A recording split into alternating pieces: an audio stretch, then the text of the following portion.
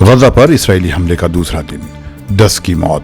فلسطینی گروپ نے بھی جوابی کارروائی کی اور راکٹ داغے۔ امارات اور بحرین نے اسرائیل میں موجود اپنے شہریوں سے کہا کہ فلسطینی راکٹ حملوں سے بچیں۔ افغانستان میں امریکہ کے خلاف مظاہرے، امارات کا پاکستان میں $1 بلین انویسٹ کرنے کا فیصلہ۔ سعودی عرب کے مختلف شہروں میں مزید بارش کے امکانات۔ آج سنیچر کا دن اور اگست کی 6 تاریخ ہے۔ عرب دیش کے سننے والوں کو فیض الحق کا سلام۔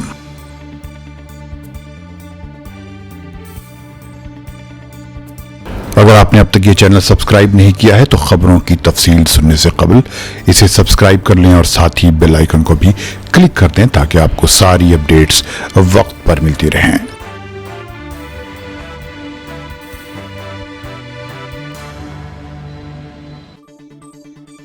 آج فلسطین پر اسرائیلی ہوائی حملوں کا دوسرا دن تھا۔ اسرائیل نے آج فلسطین کے علاقے غزہ پر رات بھر ہوائی حملے کیے، جس کے جواب میں ایک فلسطینی مسلح گروپ نے راکٹ فائر کیے۔ بتایا جا رہا ہے کہ گزشتہ سال ہونے والی جنگ کے بعد یہ اس کا پہلا واقعہ ہے۔ عرب میڈیا نے اسرائیلی بمباری میں اب تک 10 افراد کی موت کی رپورٹنگ کی ہے، جس میں ایک 5 سالہ بچی بھی شامل ہے۔ اس بمباری میں 75 افراد زخمی بھی ہوئے ہیں۔ فلسطینی گروپ اسلامک جہاد نے دھمکی دی ہے کہ وہ جوابی کارروائی کرے گا اور تل ابیب کو نشانہ بنائے گا۔ ان حملوں میں اس فلسطینی گروپ کے کمانڈر کی موت کی بھی تصدیق ہوئی ہے۔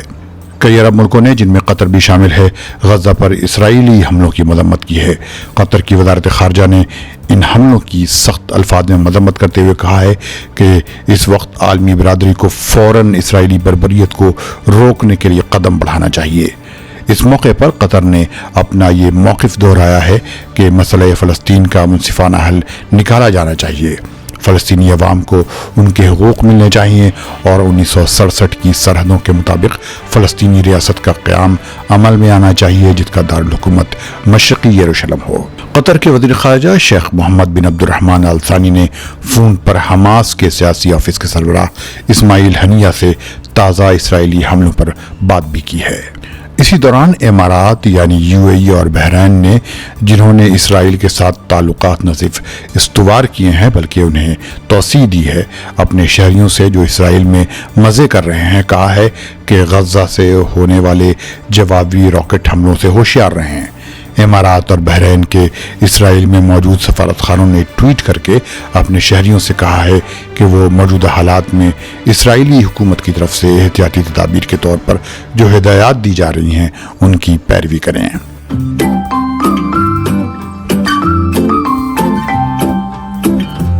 سینکڑوں افغانیوں نے اس ڈرون حملے کے خلاف جس میں القاعدہ لیڈر ایمن الظواہری کے قتل کی بات کہی گئی ہے، افغانستان کے مختلف علاقوں میں امریکہ کے خلاف مظاہرہ کیا۔ یہ مظاہرے طالبان کے اس بیان کے آنے کے ایک دن کے بعد ہوئے جس میں اس نے کہا تھا کہ افغان حکومت کو اس بات کی کوئی خبر نہیں تھی کہ ایمن الظواہری ملک کے دارالحکومت میں گھس آئے ہیں اور یہاں رہ رہے ہیں۔ طالبان نے امریکہ سے کہا ہے کہ وہ افغانستان کی سرزمین پر اس طرح کے حملے دہرانے کی کوشش نہ کرے۔ سوشل میڈیا پر جو پوسٹ شیئر کی جا رہی ہیں ان کے حوالے سے میڈیا نے کہا ہے کہ افغانستان کے کم از کم 7 پروونس میں یہ مظاہرے ہوئے ہیں۔ افغان مظاہرین بینرز لیے ہوئے تھے جن پر لکھا تھا down with America, Joe Biden جھوٹ بولنا بند کرو اور امریکہ جھوٹا ہے۔ طالبان کا 1 سال سے افغانستان پر پورا کنٹرول ہے۔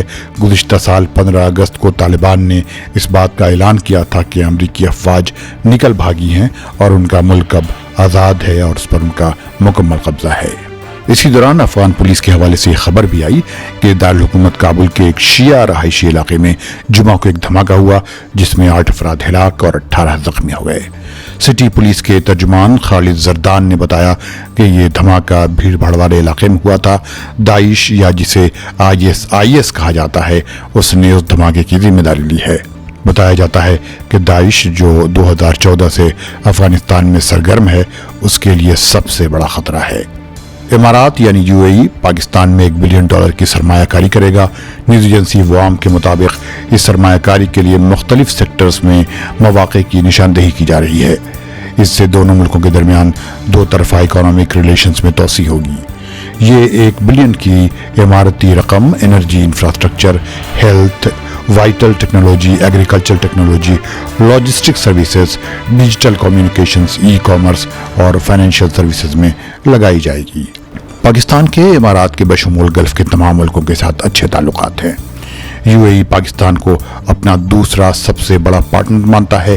امارات دنیا کا 5واں سب سے بڑا اور عرب دنیا کا پہلے نمبر کا سب سے بڑا ملک ہے جہاں پاکستان اپنی مصنوعات ایکسپورٹ کرتا ہے۔ یہی نہیں، پاکستان جو سامان دنیا کو ایکسپورٹ کرتا ہے ان میں سے 10% امارات سے ہی ہو کر جاتا ہے۔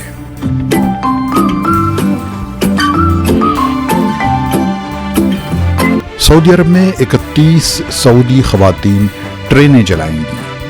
اسپین کے نیشنل ریلوے نیٹ ورک جسے رینفی کہا جاتا ہے، اس نے اعلان کیا ہے کہ اس نے 31 سعودی خواتین کو ٹرین ڈرائیو کرنے کی ٹریننگ دی ہے۔ اس کے مطابق ان سعودی عورتوں کی ٹریننگ کا پہلا مرحلہ مکمل ہو چکا ہے۔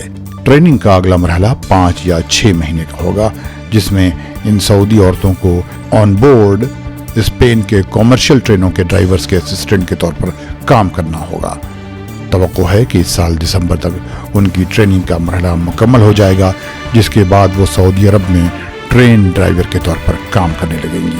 سعودی محکمہ موسمیات نے کہا ہے کہ ملک کے مختلف حصوں میں ہلکی اور زوردار بارش ہو سکتی ہے، جس سے وادیاں بھر آئیں گی اور سیلاب جیسے حالات پیدا ہو سکتے ہیں۔ کئی جگہ بارش کے ساتھ ساتھ تیز ہوائیں بھی چل سکتی ہیں۔ یہ حالت خاص طور پر نجران، باہا، سیر، جازان، مکہ مکرمہ کے بالائی علاقوں اور مدینہ منورہ میں پیدا ہو سکتی ہے۔ اس موسم کا اثر ساحلی علاقوں پر بھی پڑے گا۔ تبوک، جوف، شمالی سرحدوں کے مغربی حصوں میں آندھی اور گرد و غبار اڑنے کے آثار ہیں۔ اسی دوران سعودی ٹرانسپورٹ منسٹری نے سوشل میڈیا پر پھیلنے والی اس افواہ کو غلط قرار دیا ہے، جس میں کہا جا رہا تھا کہ آئندہ سال سڑکوں پر گاڑیوں سے ٹول وصول کیا جائے گا۔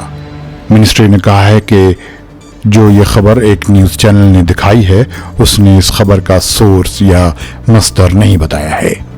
یہ خبر سعودی عرب کے ایک بڑے چینل العربیہ نے دکھائی تھی اور اس کا ویڈیو بھی وائرل ہوا تھا، لیکن ٹرانسپورٹ منسٹری نے اس خبر کی تردید کی ہے، لیکن اس چینل کا نام نہیں لیا۔